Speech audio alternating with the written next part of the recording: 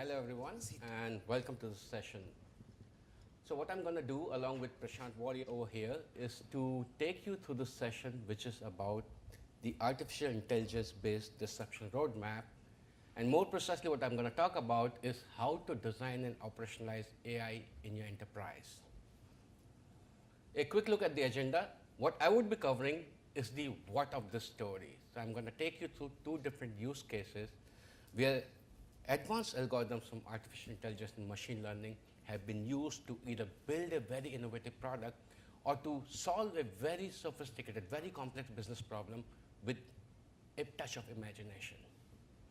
Then Prashant Warier is going to go ahead and describe how you can take an idea which is based on artificial intelligence and machine learning and convert into a reality. And what are the steps that you have to follow to convert a business problem that has to be solved with machine learning into a reality that can lead to artificial intelligence becoming a change agent.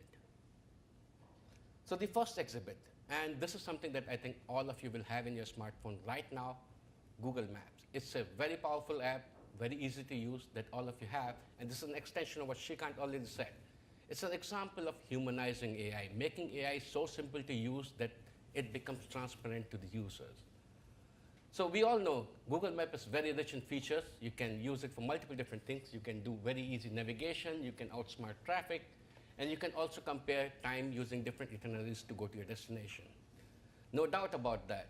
And we can all agree Google Map is really simple to use, very, very intuitive, and of course, pretty useful, right?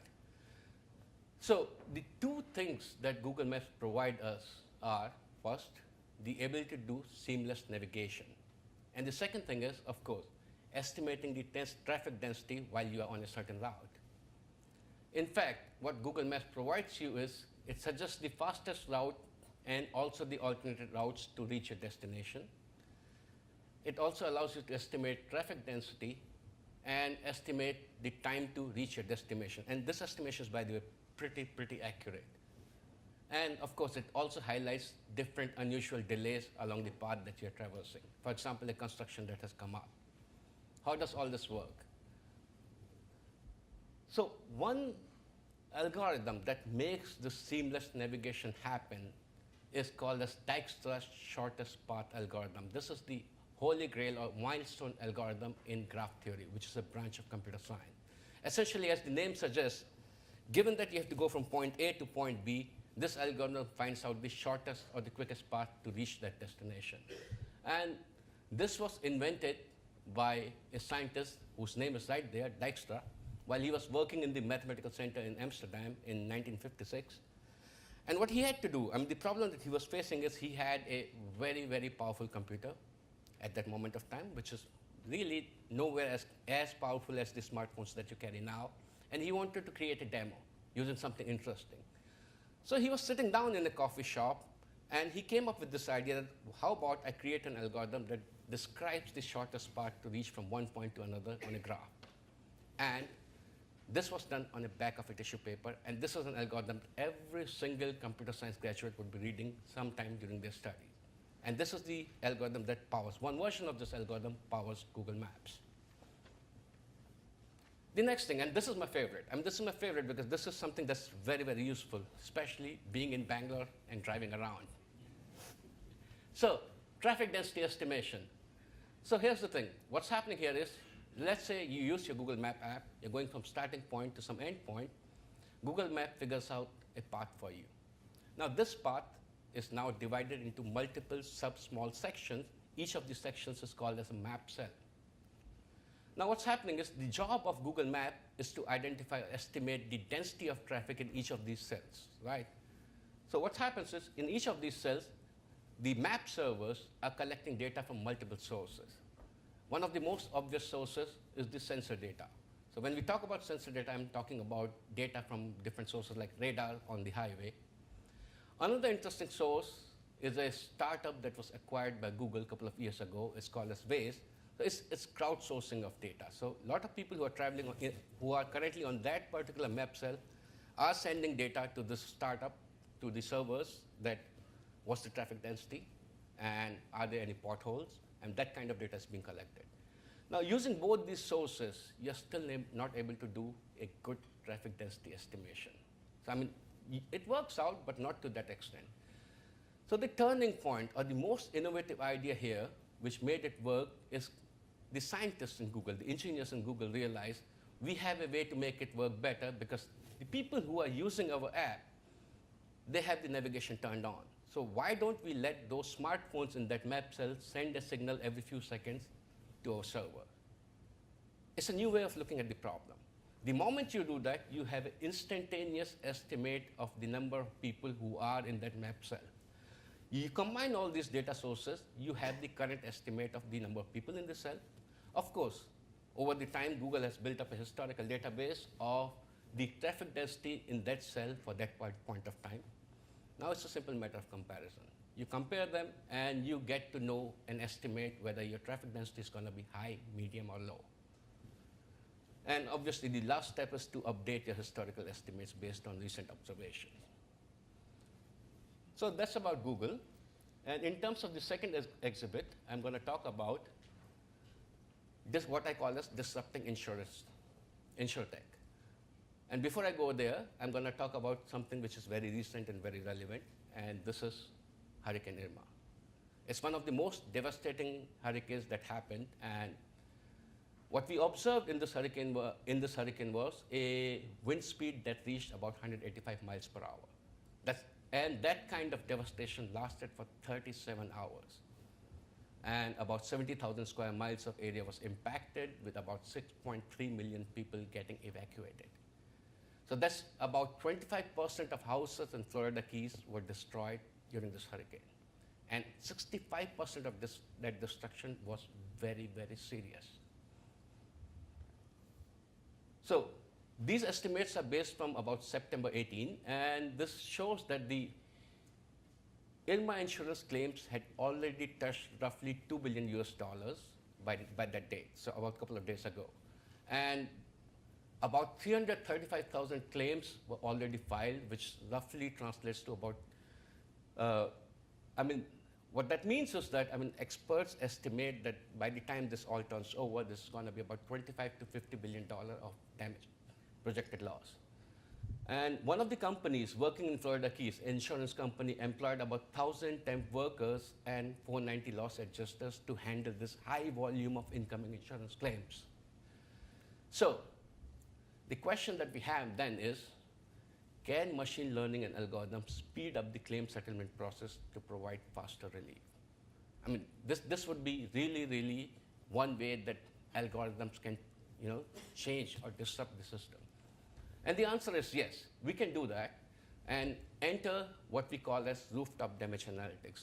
Now here is a new way of looking at a problem. What you want to do is, you want to use advanced algorithms from deep learning to evaluate the amount of damage in rooftops based on images that drones are collecting of those rooftops. And to do that, the solution architecture, the way that happens is, it has a three-step process. The first step is pre-processing.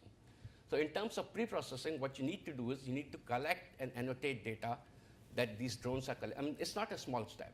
Here you'll have to use millions and millions of images from drone, collect them, annotate them with the amount of severity of damage, and then use this as an input to your models, right? And the other thing that's important is to check and quantify the quality of images, because you have to be pretty consistent in terms of image quality for your algorithms to predict without too much of noise. The second step is the modeling component. Now you take these inputs, you supply them to deep learning-based models, which have been trained to predict the damage and the severity associated with those damages. And then the response of these models is going to be, you're going to try to segment the images collected from the drone into two components. Part of the image that's not damaged, like that's healthy, and the part of the image where the algorithms are identifying that there's some damage associated with that. And of course, that gets fed to a post-processing chunk, where what you do is, now you take this response from these algorithms, and you do a severity classification based on cost estimation tools from construction industry to classify the severity of damage and to predict the claim amount.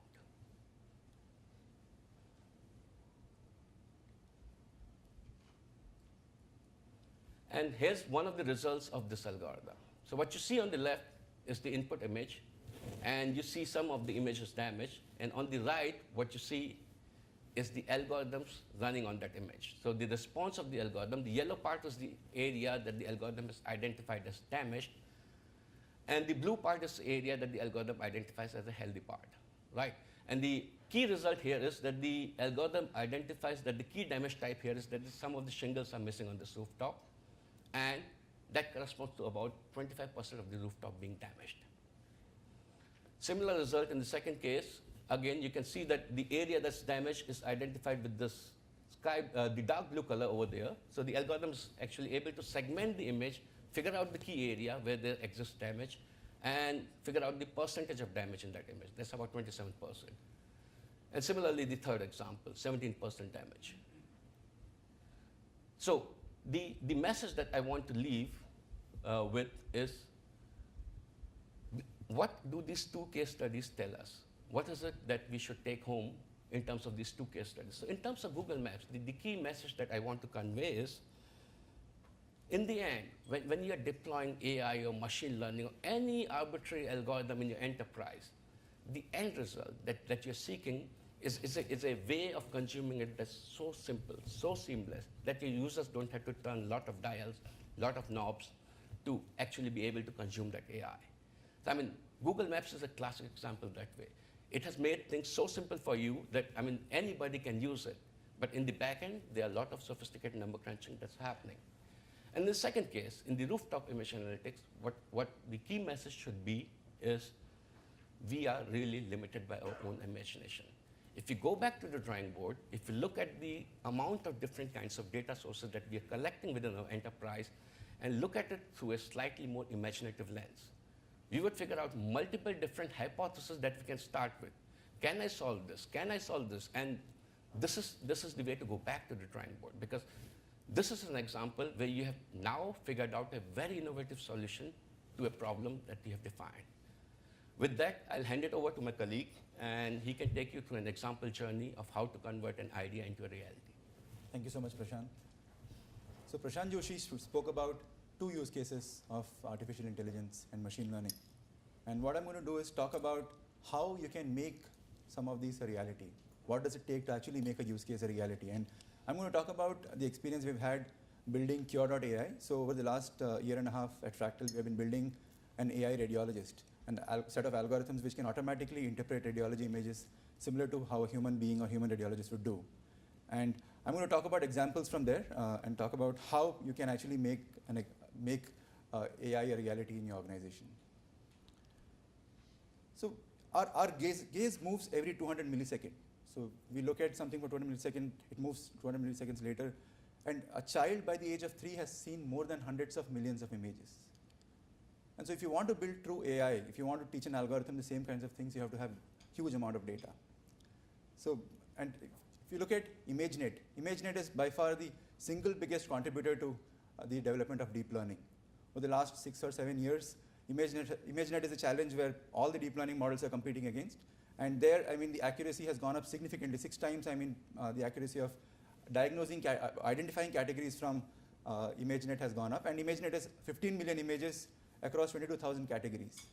And at Cure, I mean, at Cure.ai, we have had more than 4 million plus scans, which is, each scan is sometimes a 3D modality. I mean, you're talking about 3-dimensional CT scan or a 3-dimensional MRI. It's more than 500 million images that have gone into our algorithms. So to train machine learning models, you need a large amount of data, high volume. And what we have seen, I mean, this is an example of what we have seen at Cure.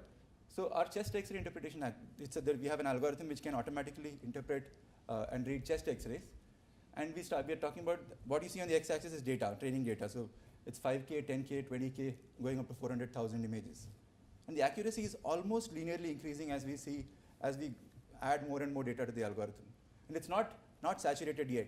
So if you make it 2 million, 10 million, it can still keep on going. And the same studies, I mean, Google has published many studies on data and data volumes, hundreds of millions of images, the algorithm is still improving. So as the algorithm sees more data, it keeps on improving in accuracy.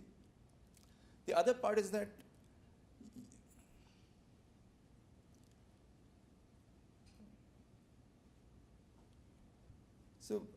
today algorithms, AI algorithms, or machine learning algorithms are not as smart as human beings yet, not even as smart as a 3-year-old.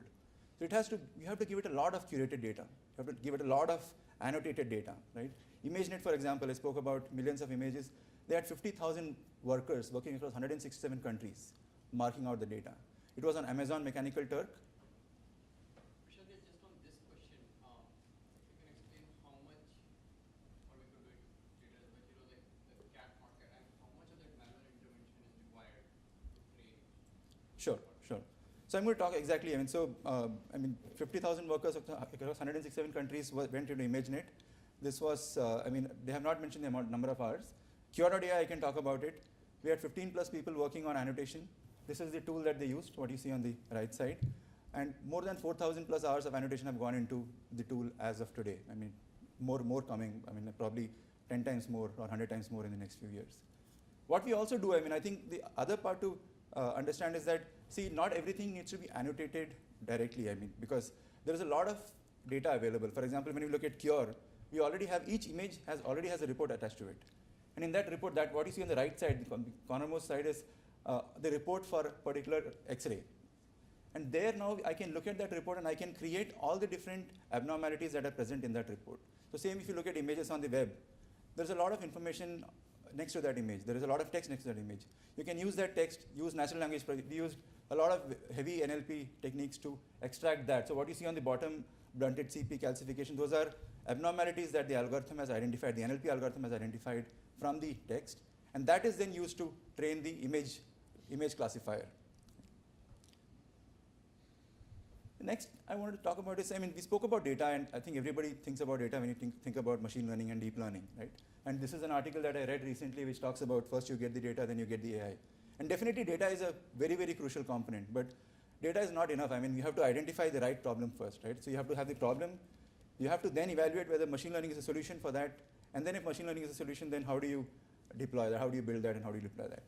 And what you see on the right side is actually a Google Gmail feature where you send an email, and if you say that something is attached and you don't have an attachment, it tells you that there is no attachment. And that looks like a very smart feature. It looks like something that is a machine learning feature, but it's not. It basically what it does, it's a heuristic which just looks for attachment, attached, or similar words, and based upon that it tells you whether you missed an attachment or not. And so you could build really smart technology without necessarily using AI all the time, right? So thinking problem first is extremely important. I briefly talk about the kind of team that is required to build such technologies. So I want to talk about the landscape right now. If you look at the technology, the software packages that are available for machine learning and deep learning, there is a huge amount of open source packages. There is PyTorch, Torch, TensorFlow. Our team was using PyTorch, Torch and TensorFlow a year back. Today, everybody uses PyTorch. It keeps on changing, and next year it will be something else. So the technologies keeps on changing. It's all available. Any research paper that gets published, immediately the open source code for that becomes available in probably 2 weeks, 3 weeks, probably a month. In terms of hardware, the amount of hardware is growing exponentially. In 2012, when Google published, and this was one of the landmarks in machine learning, they published a paper about which basically looked at a large number of YouTube videos, and the algorithm was able to detect cats in YouTube videos. That was done by Andrew Ng. And at that time, they had a huge number of CPUs. They had around 16,000 CPUs, which they used to build that algorithm. And that was a very big number. At that time, it was, unimaginable for most organizations. Today, when we look at 16,000 cores, right? Today, a GPU that we use at Fractal has more than 4,000 cores. That costs less than $1,000. For less than $1,000, you can get 4,000 cores. The computing power that we have today after 5 years is probably 10 times what Google had in that particular example. So again, the hardware is available for most people, software is available, and learning is also available. So if you look at learning, you've got, sitting in India, I can take a course from Stanford. I can take a course with Andrew Ng or anybody else. I can take the best courses sitting in India. So what we identified is the key strengths that are required to become a successful data scientist today is having a learning mindset. You have to be able to learn quickly. You have to look at these courses, learn quickly. You have to be able to look at the technologies that are available. A lot of open source code is available. How can you use that? How can you build something quickly out of that? And be having an engineering mindset. And then most importantly, having a coding skill set, because once you want to build these technologies, you want to code up. I mean, so you take some open source packages, you start coding that, and that's what is required to succeed. And the second part of that I also wanted to add is domain expertise is critical. So when we look at, when we started building Cure, and over the last year and a half, we have had many doctors as part of the team, and many radiologists, probably around 10 plus radiologists we work with on an ongoing basis. Domain expertise is required to frame the right problems, collect and curate the data, validate the results, and design deployment strategies. You want to design deployment so that it can make it easier for other human beings, other users to use it.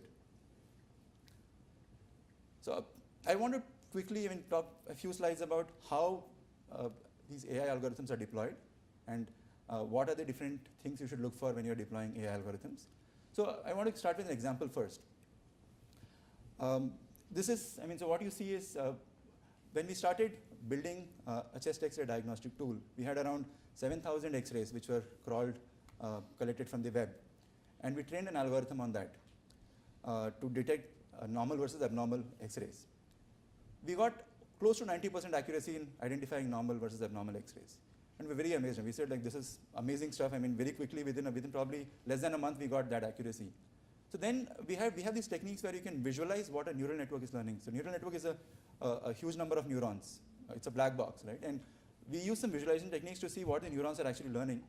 And what you see is the red boxes are the areas which are basically causing the algorithm to say something is abnormal. So the red box, for that, the first image, the red box is because of which that particular image is called an abnormal X-ray. Right? So when we started doing this, we realized that the algorithm is picking up a lot of text. So if you see all the red boxes around text, there's a lot of text there. And what we realized later on is when we look at the abnormals, most of the abnormals had a lot of annotation on them. There was stuff written on that, text written on that, and the algorithm was just picking up text. It was not learning anything about the X-rays. It was just picking up what is text and what is not. And so then we removed those, we cut off those areas, and we trained the algorithm again. The accuracy went down to around 65%. And then we brought it back up. Now we are able to, we have a very high accuracy, and the algorithm now tells you exactly what is abnormal. And this is an abnormal X-ray. So marks that abnormal region very, very precisely. Second thing, when deploying AI solutions, is looking at cost of false positive versus false negatives, right? So when you search for, like, say, this is a Google Photos example. When you search on Google Photos for playground, you really want a picture of your child playing, right? And if you see the top side, you'll see the first 5 pictures, there is no playground there. It's just children playing somewhere. And the question is, do you want those examples or not? And Google chose to have those examples because finally you're looking for a specific picture. And so you're fine if you have more false positives. You don't want false negatives in this case. So that's one choice, right? A second choice is when you look at spam filters. If you have even one good email, one relevant email which goes to spam, that's very bad for you. But if you have 10 spam emails which come into your inbox, that's still probably fine, right? So again, those are examples where you're looking at false negatives are really bad for you, false positives are okay. So again, the choice is between what is the weight, how do you assign weights to false positives versus false negatives? And when we're building, for Cure, for example, even if we mark one abnormal case as normal, that's very bad because that means that a radiologist will not look at that particular case, and then that person it could be fatal for that person in the future. So again, we can take the risk of calling a normal case as abnormal, but we don't want to call an abnormal case normal. The last is talking about incorporating a feedback loop. Right? So Google Keyboard is one of the best examples. The feedback loop can be in 2 ways. One is an implicit feedback, one is an explicit feedback. So left side is implicit feedback, where keyboard is learning from everything that you type, right? Every word that you type is being used by keyboard to understand what you write, what kind of languages you use, what kind of slang you use, what kind of acronyms you use. If I use, for example, if I write something in Hindi, it will also learn that in my algorithm. Hindi is the tongue that I use, language that I use in India, and it also learns that. Right? And the right side is explicit feedback. This is part of Google Now, where this also is, Netflix also asks this a lot of times, where it asks for explicit feedback, is this card useful right now? And then if you say no, that's very important because the algorithm thinks that this is a very important case. This is a particular card which is very useful for that for you right at this point of time. And when you say no, that high probability becomes 0. And then that becomes a very, very big learning exercise for the algorithm. So to close, I want to bring it back to what Shrikant spoke about. I'm talking about all the different steps that are involved in developing and deploying AI in your organization. And today we spoke about primarily 4 and 5 because that is the area where data scientists play a role. I think 1, 2, 3 are more business use cases. And tomorrow I'm in France Lab, which is having a session where we'll talk about more on the 1, 2, 3 steps in this particular roadmap. Thank you so much.